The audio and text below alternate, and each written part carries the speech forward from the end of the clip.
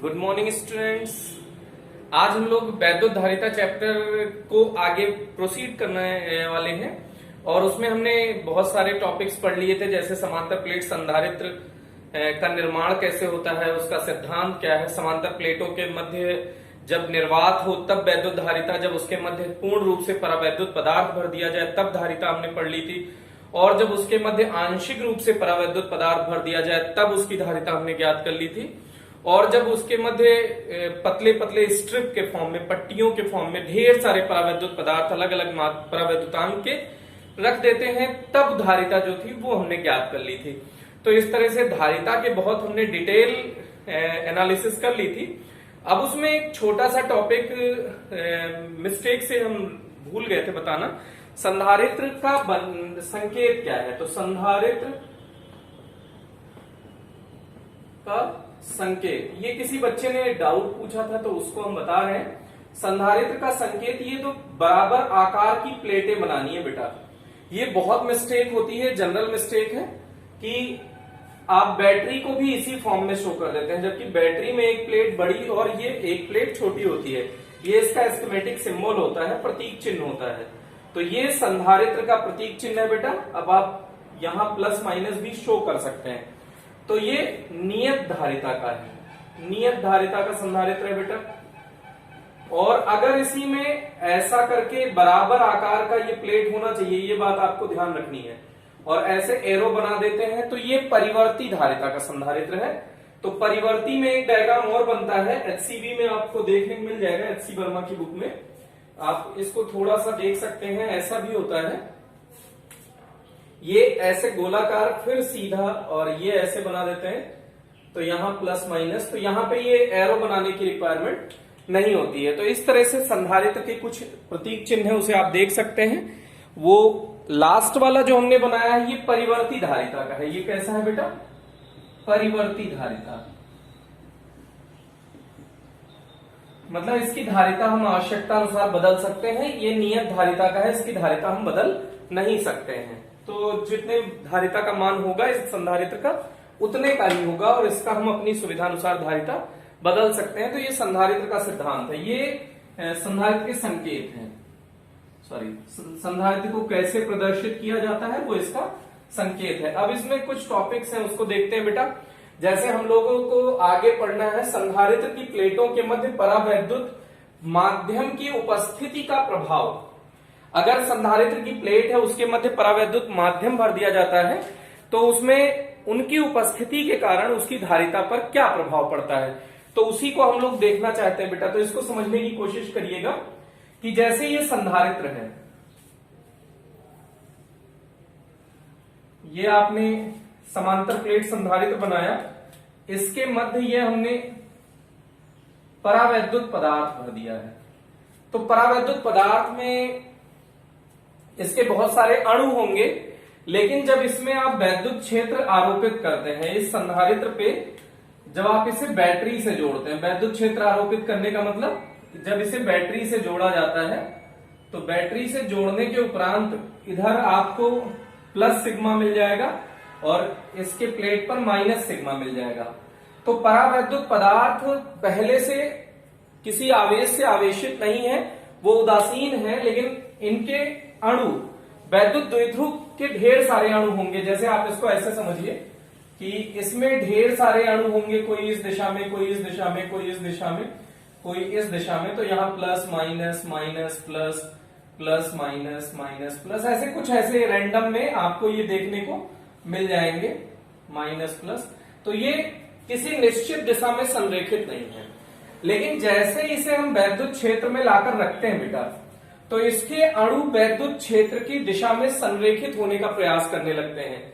जैसे आप ये समझ लीजिए कि यहां प्लस है, तो इसमें जो इसके अणु रहे होंगे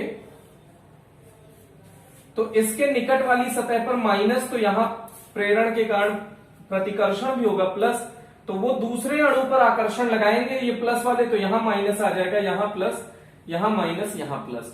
इस तरह से इसमें ढेर सारा ऐसे बन जाएगा।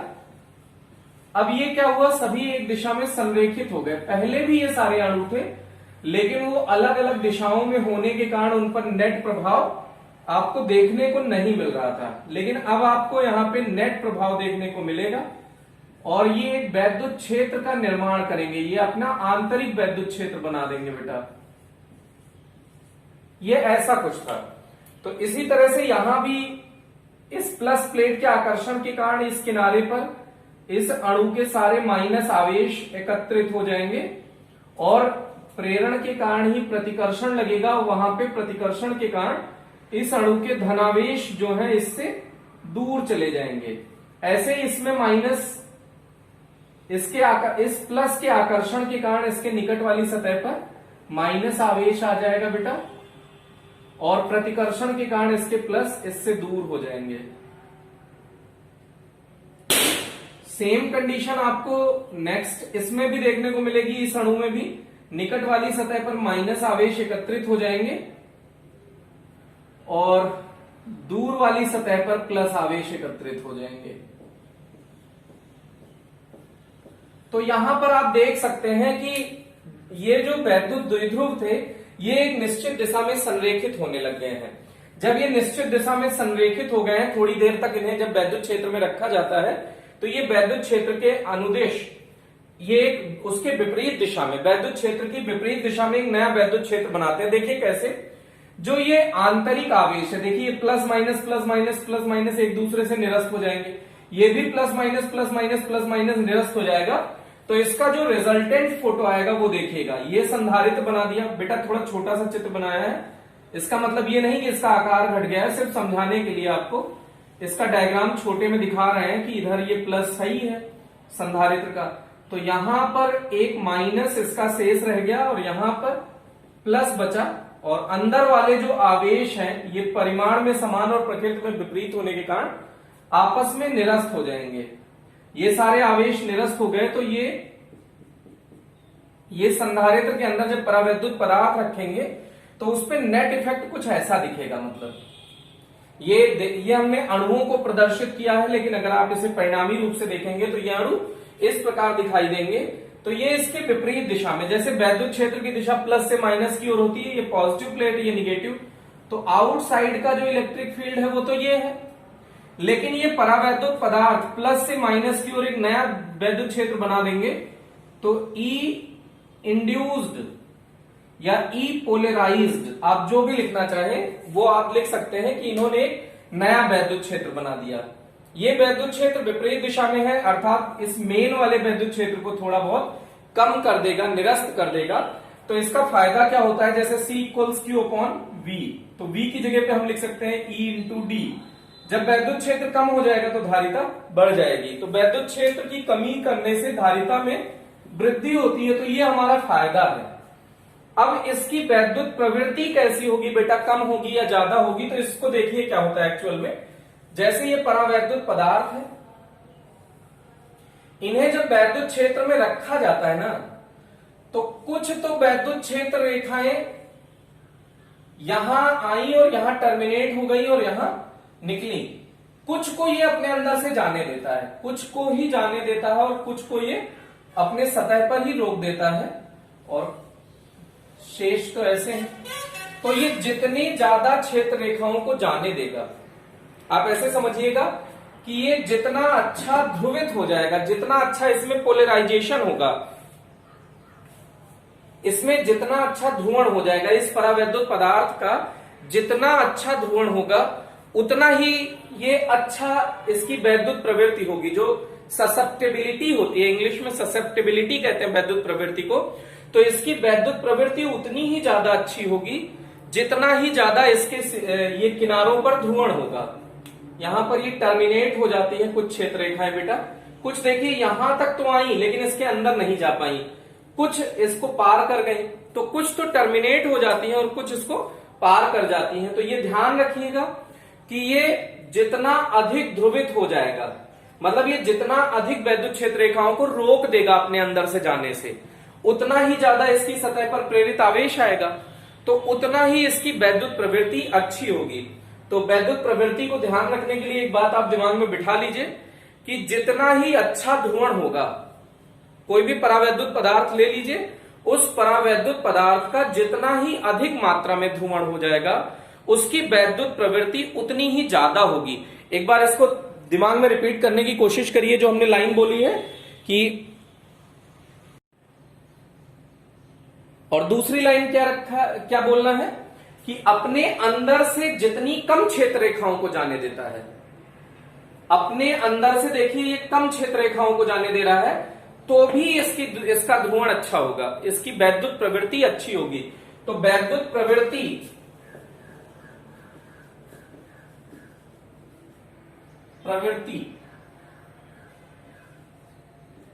दो स्थितियों में अच्छी होगी। एक तो जितना अच्छा ध्रुवण होगा, यह आपके इंफॉर्मेशन के लिए, नॉलेज के पॉइंट ऑफ व्यू से बता रहे हैं बेटा कि वैद्युत प्रवृत्ति को आप समझ सकते हैं कि ये इसका बहुत अच्छा ध्रुवण हो गया, मतलब इस सिरे पर बहुत ज्यादा आवेश एकत्रित हो गए, इस सिरे पर ज्यादा आवेश एकत्रित हो गए, यहां पर माइनस यहां पर प्लस, तो इसका अच्छा ध्रुवण हुआ है, तो इसकी वैद्युत प्रवृत्ति अच्छी है। और इसमें एक पॉइंट आप कह सकते हैं कि इसने कम क्षेत्र रेखाओं को अपने से पारगमित होने दिया। अच्छा, अगर इसको भी पारगमित होने देता तो यहाँ प्लस माइनस आता क्या? नहीं आता। तो इसका मतलब इसका अच्छा ध्रुवण नहीं हो पाता। तो ये अपने अंदर से जितनी कम क्षेत्र रेखाओं को, जितनी कम क्षेत्र रेखाओं को जाने देगा,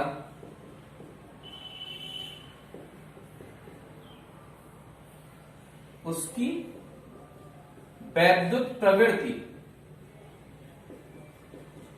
उतनी अच्छी। अगर इसने कम क्षेत्र रेखाओं को अपने में से होकर पास होने दिया तो इसकी वैद्युत प्रवृत्ति उतनी ही ज्यादा अच्छी होगी।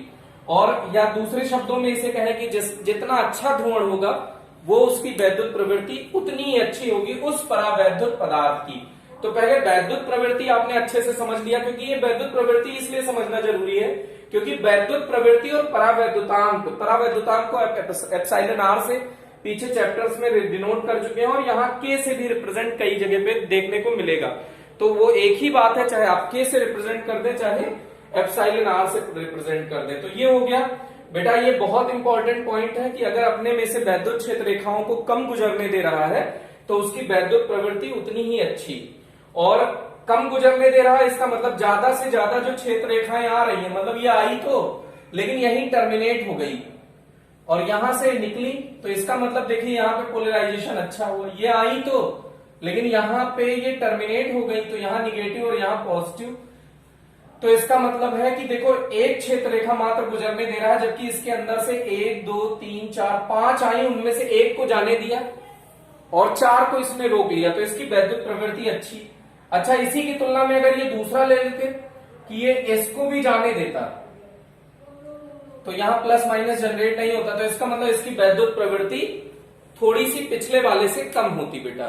तो इस तरह से वैद्युत प्रवृत्ति आप समझ सकते हैं कि वैद्युत प्रवृत्ति क्या है कि जो जितना अच्छा जिस पदार्थ का ध्रुवण हो जाएगा, जिस परावैद्युत पदार्थ का जितना अच्छा ध्रुवण होगा उसकी वैद्युत प्रवृत्ति उतनी ही अच्छी होगी। और जिस परावैद्युत पदार्थ का अच्छा ध्रुवण नहीं होगा, मतलब उसमें ये जो प्लस माइनस जनरेट हुआ है ये उतनी मात्रा में नहीं हो पाएगा, अर्थात जो इसके अंदर के अणु है वो उतने अधिक मात्रा में संरेखित नहीं हो पाएंगे, तो इसका ध्रुवण कम अच्छा होगा। इसका मतलब इसकी वैद्युत प्रवृत्ति कम है, मतलब ये वैद्युत क्षेत्र के लिए कम ससेप्टेबल है। ससेप्टेबिलिटी का मतलब होता है कि वो कितना उसकी तरफ प्रेरित हो गया है। तो कुल मिला के वैद्युत प्रवृत्ति आई होप कि आपको समझ में आ गई होगी। तो यहां पर देखिए इसका नेट, ये जो अंदर के आवेश हैं ये निरस्त हो चुके हैं, तो इस सिरे पर माइनस पोलराइजेशन, ये जो आप सिग्मा से क्या प्रदर्शित कर रहे हैं आवेश घनत्व को, तो ये प्रेरित, P फॉर पोलराइज्ड माने ध्रुवित आवेश घनत्व कह लीजिए या प्रेरित आवेश घनत्व है, तो माइनस सिग्मा पी और यहां इस किनारे पर प्लस सिग्मा पी कलेक्ट हो जाएगा बेटा।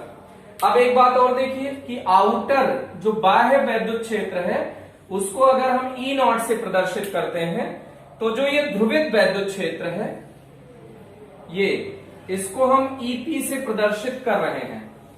EP का मतलब है देखिए ये इस सिरे पर प्लस बचेगा, इस सिरे पर माइनस, तो इसके विपरीत दिशा में ये प्लस से माइनस की ओर एक वैद्युत क्षेत्र बन जाएगा। किसके विपरीत दिशा में? बाह्य वैद्युत क्षेत्र, O फॉर आउटर। या निर्वात में जो वैद्युत क्षेत्र है उसके विपरीत दिशा में एक वैद्युत क्षेत्र उत्पन्न हो जाएगा जब परावैद्युत पदार्थ आएगा। तो अब इसकी भाषा देखिए, इसके डेरिवेशन बड़े सिंपल है। इसकी भाषा देखिए, माना कोई समांतर प्लेट संधारित्र है, जब उसके मध्य कोई परावैद्युत पदार्थ रखते हैं, हाँ सॉरी फिर से ऐसे, माना कोई समांतर प्लेट संधारित्र है जिनकी प्लेटें R व S हैं। प्लेट R पर प्लस Q तथा प्लेट S पर माइनस Q आवेश उपस्थित है, जिसके कारण बाह्य वैद्युत क्षेत्र या निर्वात में वैद्युत क्षेत्र E0 है। जब इसमें कोई परावैद्युत पदार्थ रखा जाता है, इसका परावैद्युतांक कितना है बेटा, एप्सिलॉन R।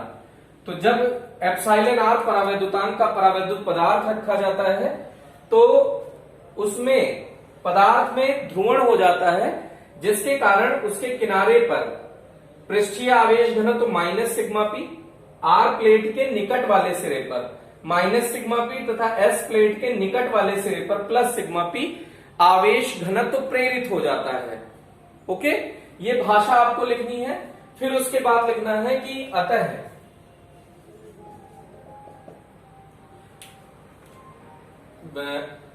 संधारित्र के कारण उत्पन्न बाह्य वैद्युत क्षेत्र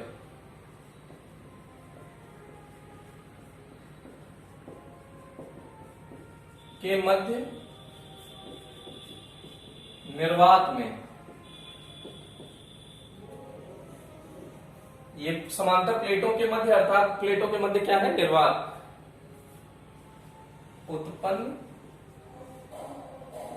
वैद्युत क्षेत्र, वैद्युत क्षेत्र E0 से प्रदर्शित किया है तो वो हो गया sigma upon epsilon not, equation first.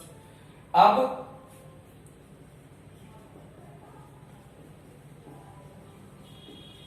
परावैद्युत पदार्थ के कारण उत्पन्न वैद्युत क्षेत्र वो क्या हो जाएगा बेटा, EP इक्वल्स हो गया sigma P upon epsilon not. इसको हम इक्वेशन 2 मान रहे हैं। अब परावैद्युत पदार्थ की उपस्थिति के कारण परिणामी वैद्युत क्षेत्र,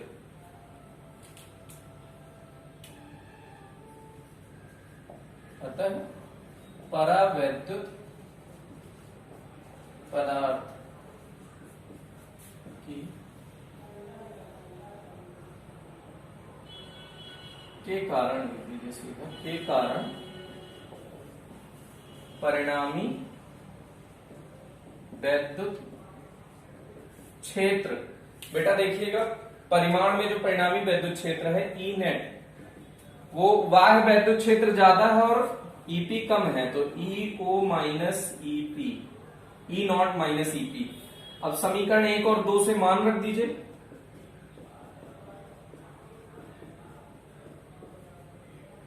क्या हो गया, sigma upon epsilon not minus sigma P upon epsilon not. Okay, अब इसके बाद आप देखिएगा बेटा, थोड़ा सा आपको डायग्राम इरेज करना पड़ेगा।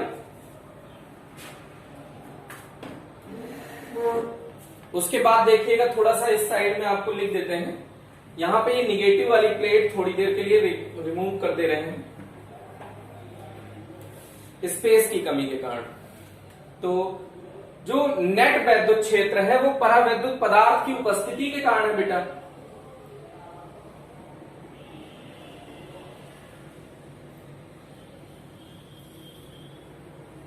परावैद्युत पदार्थ के कारण, तो ई नेट क्या हो जाएगा, सिग्मा अपॉन एप्सिलॉन। परावैद्युत पदार्थ के कारण नेट वैद्युत क्षेत्र क्या हो जाएगा बेटा, सिग्मा अपॉन एप्सिलॉन। तो क्या हो जाएगा, sigma upon epsilon not epsilon r. ये कहां से आया, चूंकि एप्सिलॉन आर बराबर एप्सिलॉन अपॉन एप्सिलॉन नॉट से। तो ये क्या हो गया बेटा, ई नेट। ई नेट का मान समीकरण 3 में रख दीजिए। प्राप्त मान समीकरण 3 में रखने पर तो रख दीजिए sigma upon epsilon not epsilon r equals 1/ε0 common ले लीजिए तो सिग्मा माइनस सिग्मा पी बचेगा। तो ε0 से ε0 कट गया। अब सिग्मा पी यहां से निकाल सकते हो बेटा, तो सिग्मा पी इधर लेके आइए, पॉजिटिव हो जाएगा। तो सिग्मा पी इक्वल्स क्या हो गया, इधर बचा sigma minus sigma upon epsilon are, इसको उधर ले आए तो यहां से सिग्मा कॉमन ले सकते हो, तो 1 माइनस 1 अपॉन एप्साइलन आर। ये भी रिलेशन आप ध्यान रख सकते हो, सिग्मा पी और सिग्मा के मध्य क्या रिलेशन है। अब एक बहुत इंपॉर्टेंट लाइन है, ये ऊपर की हेडिंग इरेज करना है बेटा, उतने में डेरिवेशन में देखते हैं आ जाएगा कि नहीं।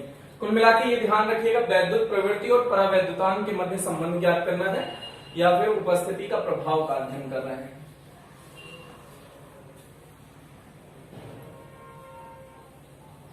ये एक रिलेशन हमको मिल गया है, मतलब मैक्सिमम पार्ट का डेरिवेशन हो गया, इसमें बहुत थोड़ा सा पोर्शन बच रहा है। तो अब आप देखिए कि जो ये प्रेरित पृष्ठीय आवेश घनत्व है, हम जानते हैं परावैद्युत पदार्थ के किनारों पर उत्पन्न प्रेरित पृष्ठीय आवेश घनत्व, उत्पन्न प्रेरित पृष्ठीय आवेश घनत्व जो है वो आपने एक ध्रुवण सदिश पढ़ा था, P। ध्रुवण सदिश क्या पढ़े थे बेटा, P। इसकी परिभाषा क्या थी, एकांक आयतन में उत्पन्न वैद्युत द्विध्रुव आघूर्ण को, एकांक आयतन में उत्पन्न वैद्युत द्विध्रुव आघूर्ण को ध्रुवण सदिश कहते थे।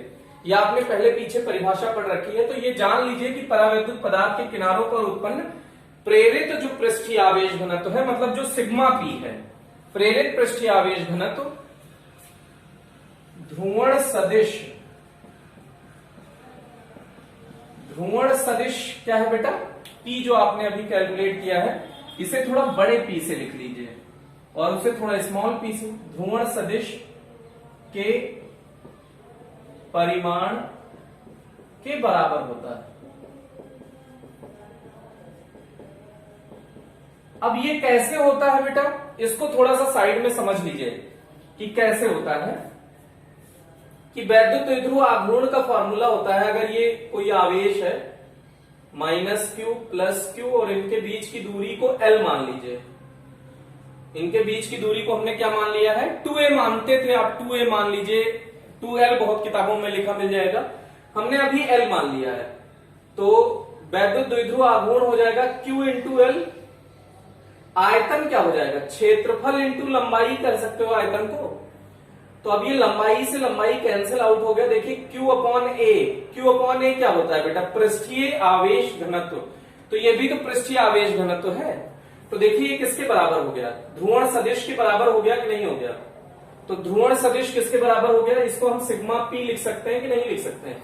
तो P किसके बराबर हो गया, ध्रुवण सदिश के बराबर हो गया। बेटा इसको अलग से समझ लीजिएगा, ये इसमें कंफ्यूजन हो सकता है। तो देखिए हम इसकी जगह पे लिख सकते हैं कि जो P है, ये P कौन सा बेटा, कैपिटल P, इसको हम डार्क लेटर से रिप्रेजेंट कर रहे हैं, ये ध्रुवण सदिश है। ये किसके बराबर है, सिग्मा P के। और हम पहले से जानते हैं कि जो ये ध्रुवण सदिश है ये काई E ε0E के बराबर होता है। बेटा ये जो बुक है उसमें मिस्टेक से ये काई ε0 नहीं लिखा है, और जो आप पीडीएफ है उसमें भी बाय मिस्टेक ये ε0 नहीं है, तो इसे इंट्रोड्यूस कर लीजिएगा ε0। और आप इस चैप्टर से आदत बना लीजिए, नेक्स्ट चैप्टर से पीडीएफ नहीं दी जाएगी, आप सिर्फ वीडियो देख के डायरेक्ट नोट्स बनाइए। क्योंकि उसका रीजन है कि बहुत लोग पीडीएफ मिलने से लेजी हो जाते हैं, लींजेंट हो जाते हैं, वो एफर्ट ही नहीं ले रहे हैं वीडियो में। अभी बहुत सारे बच्चों के बारे में मुझे पता है कि वो पहला दूसरा चैप्टर ही पढ़ रहे हैं। तो बेटा जो पहले दूसरे चैप्टर जिनके छूट गए हैं, तीसरे चैप्टर जिनके छूट गए हैं, वो उन चैप्टर को अभी छोड़ दें। अभी के लिए आप ये संधारित्र वाला चैप्टर, वैद्युत धारिता वाला चैप्टर स्टार्ट करें और शुरू से वहां से कैरी ऑन करने की कोशिश करें, इस चैप्टर को कवर करने की कोशिश करें और पिछला धीरे धीरे कवर कर ले जाएंगे। तो देखिए ध्रुवण सदिश काई इंटू एप्सिलॉन नॉट इंटू ई के बराबर होता है बेटा। जब ध्रुवण सदिश बताया था तो आपको जो वैद्युत प्रवृत्ति, जहां काई क्या है वैद्युत प्रवृत्ति, और वैद्युत प्रवृत्ति के बारे में जब हमने बताया था ये विमाहीन राशि है, तो इसकी विमा निकलवाई थी, तो आपको ये एप्सिलॉन नॉट इंट्रोड्यूस कराया था। तो इस डेरिवेशन का आपको पीडीएफ में भी सुधार करना है, जो नोट्स आप बना रहे होंगे तो उसको इस हिसाब से डेरिवेशन करिएगा। तो ये देख लीजिएगा ध्रुवण सदिश किसके बराबर होता है, काई एप्सिलॉन नॉट इंटू ई के बराबर। तो देखिए इस तरह से हम कह सकते हैं ये दोनों क्वांटिटी आपस में इक्वल होंगी ना बेटा, ये भी तो आपस में इक्वल हो जाएगी। अब इन दोनों को इक्वल कर दीजिए, एक इतना हमें स्पेस चाहिए होगा तो इसको हम इरेज करना है एक लाइन। देखिएगा अब इसको सिग्मा पी की वैल्यू कितनी है, तो इसको रख दीजिए काई ई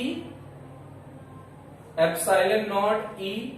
ई क्या है, नेट वाला इलेक्ट्रिक फील्ड है जो परिणामी वैद्युत क्षेत्र है बेटा। सिग्मा पी का मान उठा के रख दीजिए sigma upon into 1 minus 1 upon epsilon r. अब ई या ई नेट का मान आप जानते हैं, अभी आपने निकाला था। ई नेट का मान क्या होता है बेटा, sigma upon epsilon naught into epsilon r. तो यहां लिखिए काई ई एप्सिलॉन नॉट, इसका मान क्या होगा एप्सिलॉन नॉट, वो सॉरी ई नेट का मान क्या होगा sigma upon epsilon not epsilon r. Epsilon naught से एप्सिलॉन नॉट कट गया, 1 माइनस 1 अपॉन एप्सिलॉन आर। तो सिग्मा से सिग्मा कैंसिल आउट हो गया। तो इसके बाद आप देखिएगा छोटा सा और पोर्शन रह रहा है, फॉर्मूला फाइनली लिखना है।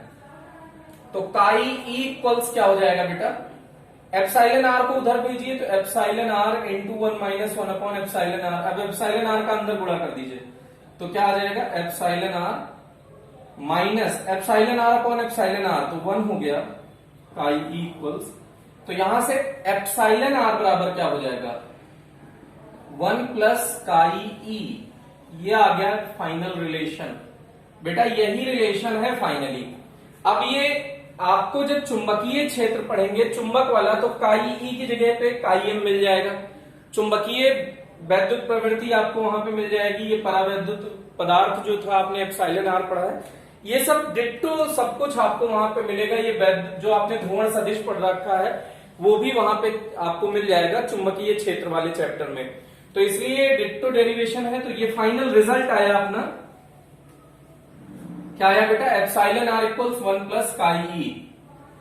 तो इसको आप ध्यान दीजिएगा, यहाँ पे जो पिछला नोट्स है उसमें एप्सिलॉन नॉट लिखा है, ड्यू टू यहाँ पे एप्सिलॉन नॉट आपने नहीं लिया था, तो वो थोड़ा सा सुधार कर लीजिएगा, ये करेक्शन है।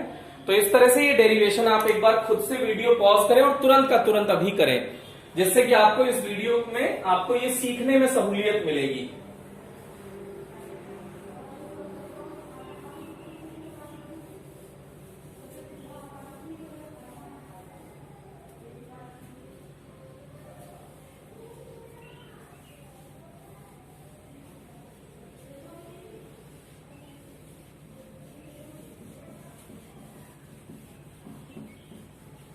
आई होप कि आपने इस डेरिवेशन को कर लिया होगा।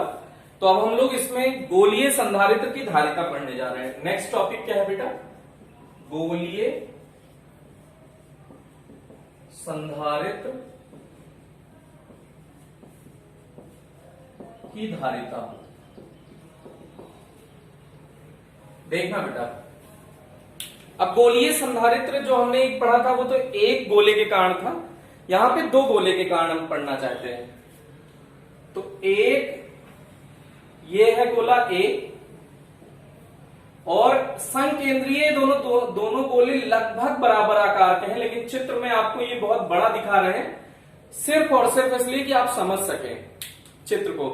इनके बीच का गैप बहुत कम है। फायदा भी आप जानते हैं कि C equals Q upon V, V equals होता है E इंटू D, तो D जितना कम होगा उतना ही अधिक धारिता होगी। तो इनके मध्य ये दूरी बहुत कम है। ओके, तो इसके बाद देखिएगा ये क्या लिख रहे हैं। तो इस गोले का नाम हमने दे दिया B। अब किसी विधि द्वारा, जैसे यहाँ पे कुचालक छेद बना, मतलब छेद बना दीजिए, रबर लगा दीजिए, वहां से एक रॉड अंदर भेज दीजिए। तो वही हम बोल रहे हैं, किसी विधि द्वारा पहले चालक ए को प्लस क्यू आवेश दिया जाता है, चालक ए को प्लस क्यू आवेश दिया जाता है, तो प्रेरण के कारण चालक बी के आंतरिक सतह पर माइनस क्यू आवेश तथा बाह्य सतह पर प्लस क्यू आवेश आ जाता है। ओके, अब बाह्य सतह पर उपस्थित आवेश को भू संपर्क करा दिया जाता है, जिससे पृथ्वी से आने वाले इलेक्ट्रॉनों द्वारा बाह्य सतह पर उपस्थित आवेश निरस्त हो जाते हैं। तो ये इसकी भाषा हो गई बेटा। मान लीजिए इसकी त्रिज्या स्मॉल r1 और बड़े वाले की त्रिज्या स्मॉल r2 है, ये वो है। तो इसकी डेफिनेशन क्या होगा, देखिए, परस्पर समान परिमाण और विपरीत प्रकृति, ये बाहर वाला तो निरस्त हो जाएगा बेटा, तो इसको आपको आप कहिए तो मिटा दें समझने के लिए, सिर्फ क्योंकि अर्थिंग करे हो तो ये खत्म हो जाएगा धीरे धीरे आवेश। तो अब बचा क्या वो देखिए, जैसे यहां प्लस क्यू है तो यहां माइनस क्यू है, यही तो बचा। तो परस्पर समान परिमाण व विपरीत प्रकृति,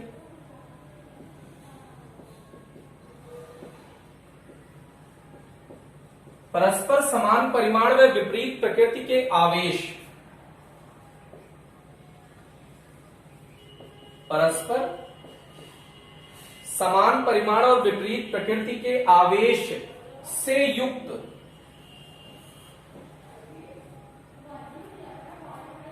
लगभग समान आकृति के, लगभग समान आकार के संकेंद्रीय, संकेंद्रीय का मतलब दोनों का केंद्र सेम होना चाहिए, संकेंद्रीय चालक गोलों से बनी युक्ति को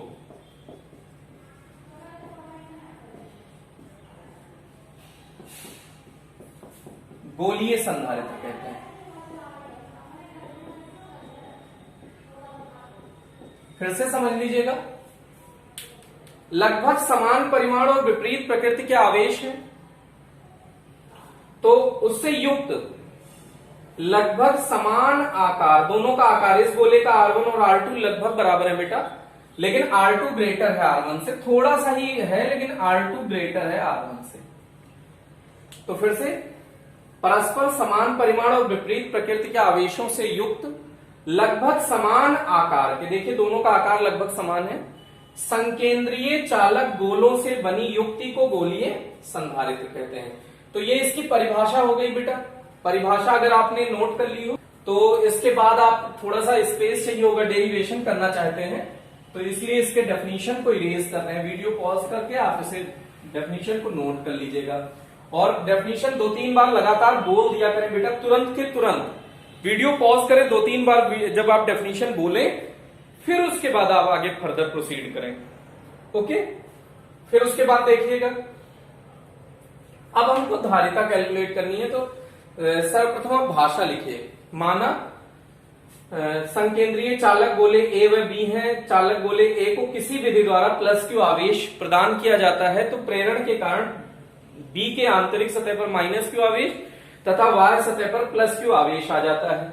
अब बी के बाहरी सतह का भू संपर्क करा दिया जाता है, जिससे पृथ्वी से आने वाले इलेक्ट्रॉनों द्वारा प्लस आवेश निरस्त हो जाते हैं, फिर उनका भू संपर्क विच्छेद करा दिया जाता है।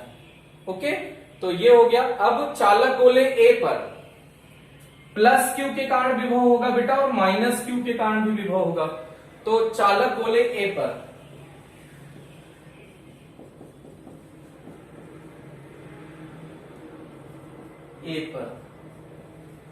उत्पन्न विभव का हम परिकलन करना चाहते हैं, तो प्लस क्यू के कारण, ये प्लस क्यू इस पर है बेटा और यहां इस पर माइनस क्यू है, तो प्लस क्यू के कारण क्या होगा, V1 मान लीजिए K प्लस क्यू अपॉन दूरी कितनी है R1। के का मान आप लिख दीजिएगा, जहां k इक्वल्स 1/4πε0 माइनस क्यू के कारण। अब ये ऐसा सोच सकते हैं इस चालक गोले के माइनस क्यू बाहर है, तो बाहर वही दूरी ली जाती है बेटा। आपको याद होगा चालक गोले के कारण बाहर विभव क्या होता था, k इंटू स्रोत आवेश से उस बिंदु की दूरी जहां विभव ज्ञात करना है। तो मान लीजिए यहां पे ज्ञात करना है, तो यहां ये वाली दूरी ली जाएगी, तो V2 क्या हो जाएगा, k minus Q upon R2। VA, ए पर उत्पन्न कुल विभव,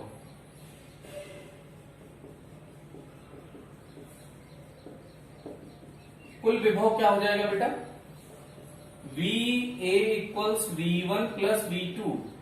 V1 कितना है, KQ upon R1 minus KQ upon R2। KQ common हो गया बेटा, 1/R1 माइनस 1/R2, तो R1 R2 लघुत्तम ले लीजिए, तो ये हो गया R2 माइनस R1 VA। ये समीकरण नंबर 3 हो गया। अब इसके बाद VB देख लीजिए, चालक B पर उत्पन्न विभव प्लस क्यू के कारण देख लीजिए। V1 तो यहां लिख चुके हो, तो इसलिए V1 डैश लिख दिया। V1 dash equals K plus Q चालक, इस वाले चालक गोले के ये अंदर आवेश है बेटा, तो KQ और अंदर जो भी आवेश होता है उससे कोई फर्क नहीं पड़ता, दूरी वही लेते हैं जो उस चालक गोले की त्रिज्या होती है R2। समीकरण नंबर 4 मानिए। और माइनस क्यू के कारण बेटा, माइनस क्यू तो इसके एकदम किनारे पर सतह पर है, तो त्रिज्या तो R2 ही लेंगे, तो V2 dash equals K minus Q upon R2। कुल विभव B पर उत्पन्न कुल विभव, B पर उत्पन्न कुल विभव क्या हो जाएगा, VB equals V1 dash plus V2 dash KQ upon R2 minus KQ upon R2 बराबर 0। तो ये VB आ गया बेटा 0। अब आपको चाहिए विभव मिल गया, तो धारिता के लिए विभवांतर निकाल लीजिए, A और B के मध्य उत्पन्न विभवांतर, चालक A व B के मध्य उत्पन्न विभवांतर। यहां थोड़ी सी जगह के लिए, चालक A व B के मध्य उत्पन्न विभवांतर बेटा, विभवांतर के लिए VAB निकाल लीजिए। VAB क्या हो जाएगा, VA माइनस VB। VA कितना है, KQ R2 minus R1 upon R1 R2 minus VB कितना है 0, तो VAB यही आ जाएगा, KQ R2 minus R1 upon R1 R2। अब हम जानते हैं चालक की धारिता, गोलीय चालक की धारिता,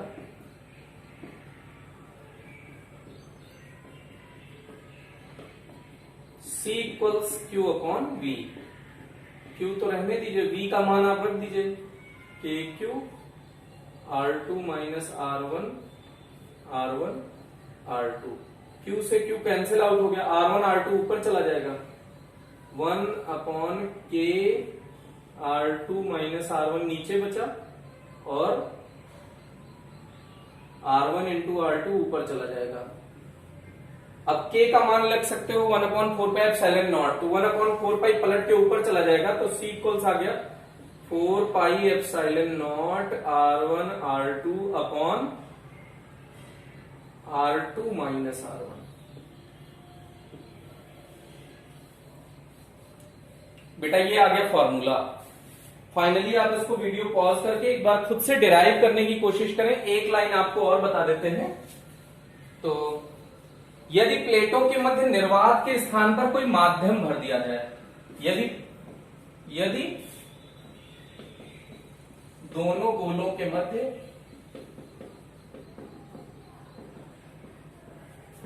निर्वात के स्थान पर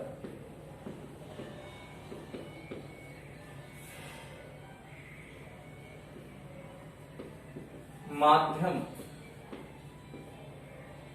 एप्सिलॉन आर परावैद्युतांक माध्यम भर दें, तो C इक्वल्स क्या हो जाएगा 4 पाई एप्सिलॉन, और एप्सिलॉन की वैल्यू क्या होगी बेटा, एप्सिलॉन आर बराबर एप्सिलॉन अपॉन एप्सिलॉन नॉट, तो एप्सिलॉन बराबर epsilon naught into epsilon r, R1 R2 upon R2 minus R1।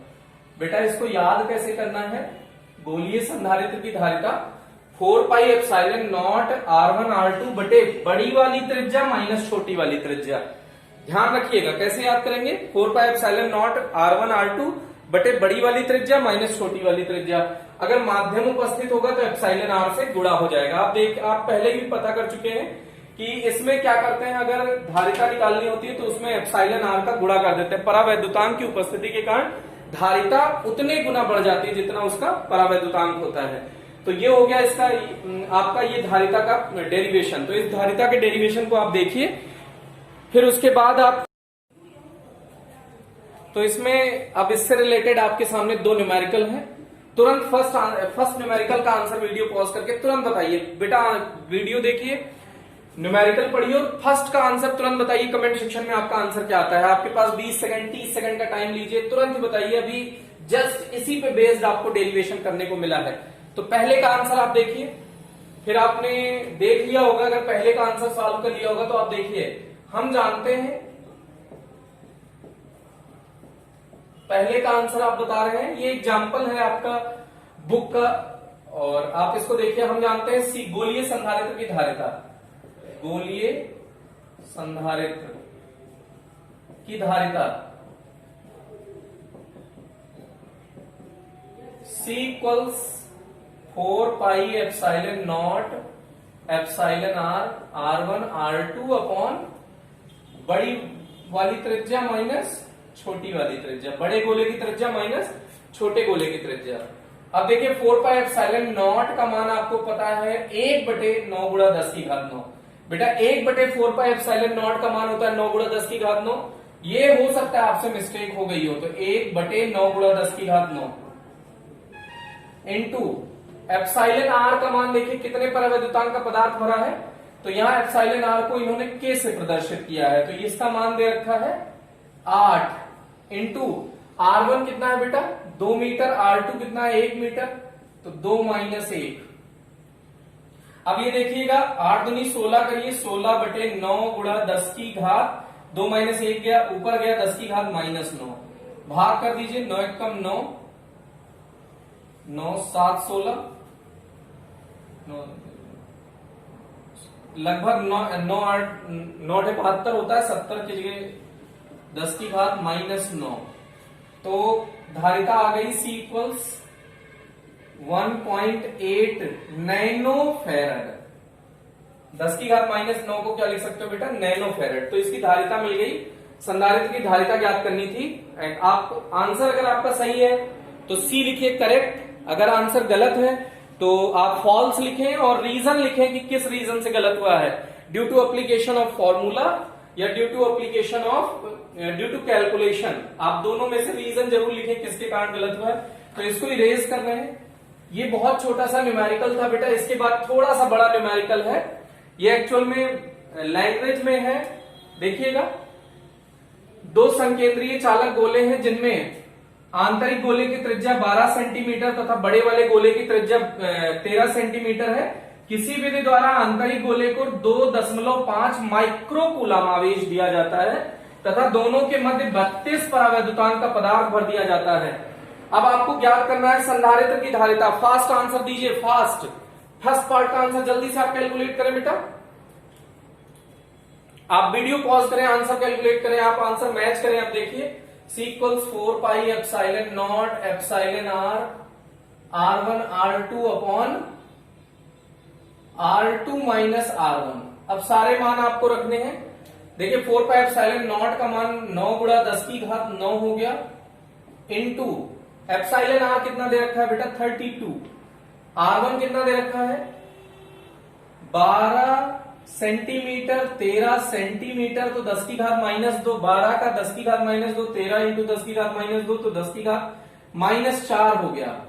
R2 कितना दिया है 13 सेंटीमीटर, 13 गुणा 10 की घात माइनस 2 माइनस 12 गुणा 10 की घात माइनस 2, तो यहां 1 गुणा 10 की घात माइनस 2 बचेगा बेटा। तो देखिए आप इसको थोड़ा सा सॉल्व कर लीजिए, 3 3 9, 3 चौक 12, 13 चौको 52, 32 गुणा 52 इंटू 10 की घात में देखिए अपॉन 3 तो है ही है, 10 की घात में माइनस 9 और 10 की घात माइनस 2, 10 की घात प्लस 9, 10 की घात माइनस 2, तो 10 की घात प्लस 7 ऊपर जाएगा, 10 की घात माइनस 7 और 10 की घात माइनस 4, तो 10 की घात माइनस 11। ओके, अब ये लगभग 11 आ जाएगा, 11 इसको 52 से गुणा कर दीजिए, 11 दूना 22, 2 हासिल 2 आया, 11 पचे 55 और 2 57। अब आप इंटू 10 की घात माइनस 11, अब इसको माइनस 12 कर लो या फिर 9 कर लो, तो 100 से भाग दे दो, 100 से गुणा कर दो, तो 10 की घात माइनस 9 हो जाएगा, तो 100 से भाग किया, 100 से गुणा भी करना पड़ेगा, तो ये भाग किए तो 5.72 आ गया, 5.72 गुणा 10 की घात माइनस 9, मतलब आ गया 5.72 पीको वो सॉरी नैनो फेरेड, नैनो फेरेड। आप देखिए आपका आंसर सही है क्या, एक बार फास्ट आप चेक करें आपका आंसर सही है या नहीं सही है। अगर सही है तो ए पार्ट में लिखें कि ट्रू, ट्रू लिख सकते हैं, और अगर रॉन्ग है तो आप फॉल्स लिखें। फिर उसके बाद आपको दूसरे पार्ट में भीतरी गोले का विभव बताना है बेटा।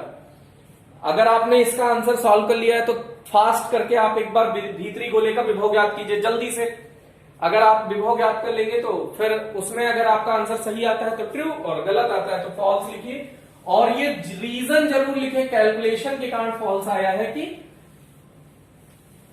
फॉर्मूले के कारण फॉल्स आया है। तो इसका बी पार्ट देखिए बेटा क्या है, बी पार्ट में भीतरी गोले का विभव, तो बाहरी गोले का विभव तो शून्य होगा, भू संपर्कित है, तो VB तो हो गया 0, तो VAB इक्वल्स हो गया VA ही हो गया, तो VA इक्वल्स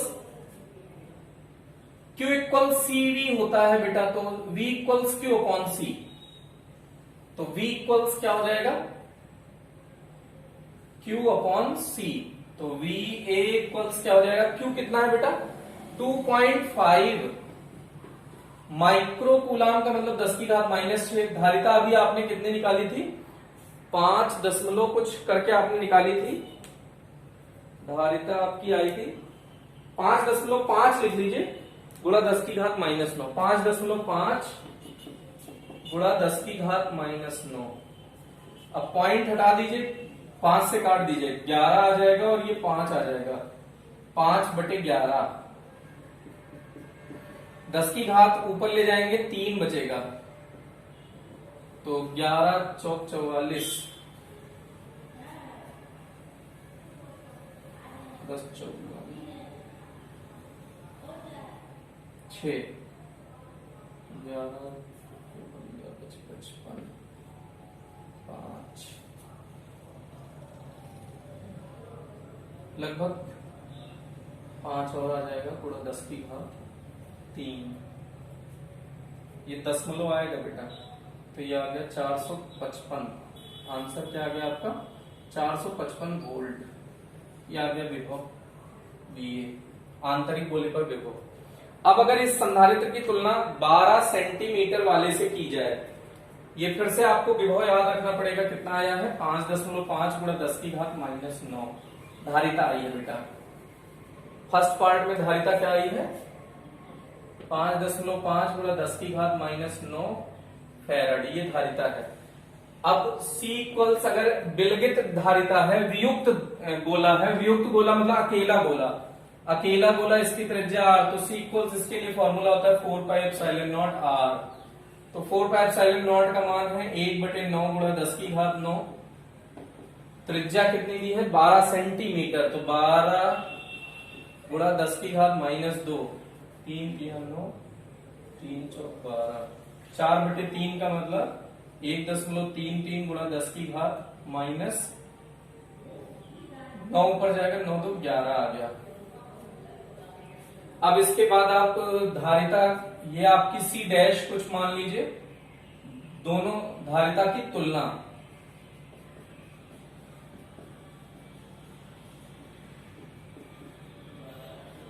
सी अपॉन सी डैश, सी कितना है 5.5 गुणा 10 की घात -9 और 1.3 ही सिर्फ ले लीजिए गुणा 10 की घात -11। अब दशमलव हटा देंगे, 13 चौको 52, 3 13 दूना 26, 13 दूना 26, 4 39 इंटू 10 की घात, ये ऊपर जाएगा 2 बचेगा, तो इंटू 100, तो ये आ गया 423 गुना हो जाएगा बेटा।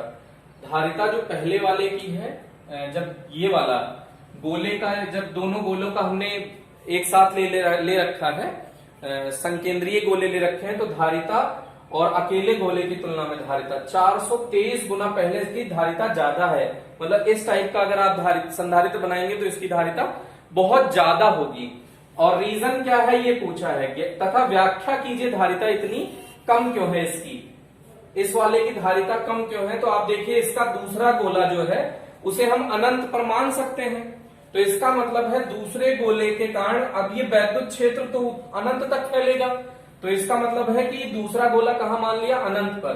तो C इक्वल्स होता है, आप जानते हैं Q इक्वल CV, तो C इक्वल्स हो गया Q अपॉन V, V की जगह E इंटू D लिख सकते हो। अगर D बहुत ज्यादा हो गया तो धारिता बहुत कम हो जाएगी, तो इसके D का फैलाव बहुत ज्यादा हो गया दूसरे गोले के कारण, तो इसके कारण इसकी धारिता बहुत कम हो जाएगी बेटा, इस कारण इसकी धारिता इतनी कम आई है। तो ये इसका रीजन है बेटा, इस तरह से आप इसको सॉल्व कर सकते हैं। इसमें भी अगर आंसर आपका सही आया हो तो कमेंट सेक्शन में ट्रू लिखें, और आंसर अगर गलत आया हो तो कमेंट सेक्शन में फॉल्स लिखें। लेकिन फॉल्स लिखते समय इस बात का बिल्कुल ध्यान रखें कि रीजन क्या है, आपके गलत या सही होने का रीजन क्या है, due to formula, due to calculation. तो ओके, थैंक यू, आज के लिए इतना ही।